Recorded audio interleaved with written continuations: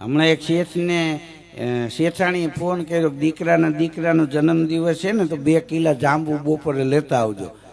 તો બહેણી લઈને ગયા ડેરીએ. એક યુવાન હતો કે જાંબુ છે કે હા 2 કિલો આપ. તે જોખીને નાખ્યા. તે ઉભા શેઠ કે તમારા ધંધો બહુ સારો હાલતો હોય છે. બોલો કે ના હું તો 3000 નોકરી કરું છું.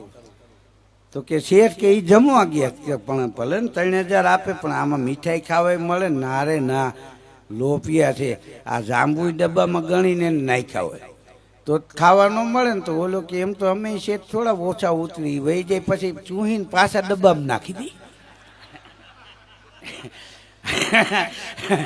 શેઠને જાંબુ મગજમાંથી ઉતારી નાખ્યા બોલો. હા અને ઘેરે જઈને કીધું હું મરી ગયા પછી આપણો વંશ જમણવાર રાખો ને એમાં જાંબુ રદ રાખ.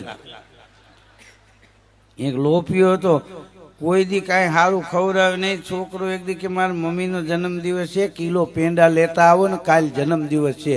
તો કે મોંઘા પડે માવો લઈ આવીને હાથે બનાવી. તે પછી પેંડા જાયમાં જ નહીં. બીજે દી 4 વાગ્યા સુધી પછી રકાબીઓ ભરીને આખા ઘરે પેંડા પીધા. તો એના છોકરાઓને ગ્રંથિ બંધ થઈ ગયા. અત્યારે તમે ફોન કરો ને કે કાલે અમે પેંડા લઈને આવી છીએ તો રકાબીઓ લઈને બેઠા હોય. એને એમ કે આ પીવાના આવી છે. હા